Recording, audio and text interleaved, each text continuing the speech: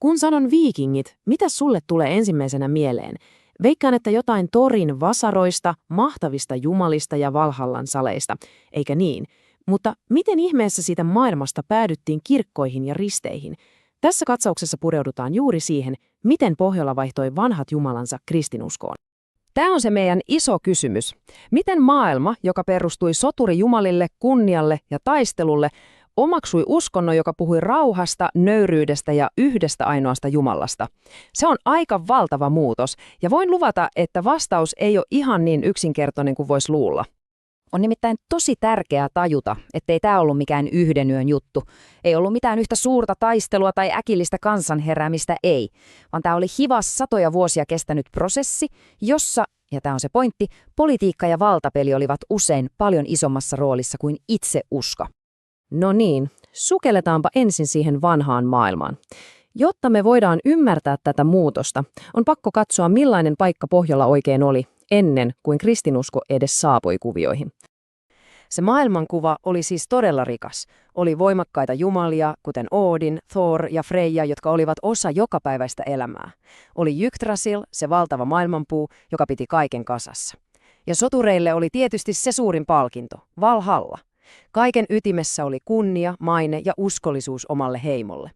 Elämä oli syklistä ja kaikki tiesivät, että lopulta edessä olisi Ragnarök, maailmanloppu. Ja tämä vanha sananlasku oikeastaan kiteyttää sen täydellisesti. Teot tässä maailmassa, maine, se millaisen asut muistepaan, ne olivat kaiken keskiössä.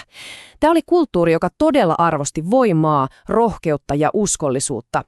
Mutta sitten etelästä, kristitystä Euroopasta, alkoi kuulua kuiskeita, tarinoita uudesta, erilaisesta uskosta.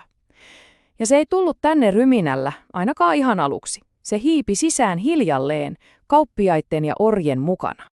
Ja kun katsotaan tätä aikajanaa, nähdään, miten uskomattoman hitaasti kaikki eteni. Siis puhutaan vuosisadoista. Ensimmäiset yritykset olivat jo 800-luvulla. Tanskan Harald Sinihammas teki maastaan virallisesti kristityn 965, ja Islannissa tehtiin ihan parlamentin päätöksellä sopimus kristinuskon siirtymisestä vuonna 1000 ihan vain sisällissodan välttämiseksi. Mutta vasta 1100-luvulla kirkon rakenteet olivat oikeasti kunnolla pystyssä. Eli ei mikään pikavoitto, todellakaan. Ja nyt päästään siihen kaikkein kiinnostavimpaan. Mikä sai pohjoismaiset kuninkaat ja mahtavat päälliköt lopulta kääntämään selkänsä vanhoille jumalilleen? Vastaus on yllättävän laskelmoiva: politiikka. Eli jos tämä ei ollutkaan mikään kansansyvä uskonnollinen herätys, mikä sitten oli se todellinen moottori, joka ajoi tämän ihan valtavan muutoksen läpi? No, tässä se tulee.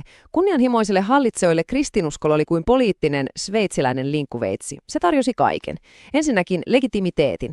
Yksi Jumala taivassa tarkoitti yhtä kuningasta maan päällä, Jumalan valitsemana. Aika kätevää, kun haluat eroon kilpailevista päällitöistä. Toiseksi liittolaisuudet. Kun kääntyit kristilliseksi, pääsit samaan klubiin Euroopan suurvaltojen kanssa, ovet aukeavat. Kolmanneksi kauppa. Kristittyjen Euroopan markkinat olivat valtavat ja sinne pääsi paremmin käsiksi, kun oli yksi meistä. Ja ehkä tärkeimpänä vallan keskittäminen. Kirkon hierarkia antoi kuninkaalle täydellisen mallin ja työkalut oman valtansa pönkittämiseen. Yksi kuningas, yksi Jumala, yksi valtakunta. Siinä se resepti oli. Ja tähän oli olemassa ihan selvä käsikirjoitus. Ensin kuningas itse kääntyi, usein jonkun muka-ihmeen tai jumalallisen voimannäytön jälkeen. Sitten hän käytti uutta uskoaan työkaluna keskittääkseen vallan itselleen. Kun ote oli tarpeeksi vahva, kristinuskosta tehtiin virallinen valtion uskonto. Ja viimeinen niitti. Uusi kirkko rakennettiin suoraan vanhan pakanallisen pyhän paikan päälle. Viesti oli todella selvä. Vanha aika on ohi. Ja ne seuraukset, ne olivat aivan järisyttäviä. Ei tässä siis vaihdettu vain uskontoa, tässä laitettiin koko yhteiskunta uusiksi ihan perustuksiaan myöten. Tämä taulukko näyttää sen aika hyvin. Ennen lait perustuvat paikallisiin tapoihin ja verikostoon, nyt tuli keskitetty kuningaslaki. Hajautetut ryöstöretket muuttuvat valtion hyväksymiksi sodiksi ja ristiretkiksi, ja klaaniuskollisuuden tilalle tuli feudaalinen hierarkia kuningashuipulla. Pohjolasta tuli tavalla tai toisella osa Eurooppaa. Ja jos tästä pitäisi tiivistää yksi ainoa asia, se olisi tämä. Numero 1. Siirryttiin monesta voimakkaasta päälliköstä yhteen kuninkaaseen. Ja monesta Jumalasta yhteen Jumalaan. Tämä oli se koko homman ydin. Mutta Mutta tarina ei ole ihan näin mustavalkoinen. Ei se vanha maailma nimittäin kokonaan kadonnut. Sen sijaan tapahtui jotain paljon mielenkiintoisempaa. Vanha ja uusi alkoivat sekoittua keskenään. Tälle ilmiölle on hieno sanakin, synkretismi. Se tarkoittaa just sitä, että eri uskomukset sulautuvat yhteen ja luovat jotain uutta.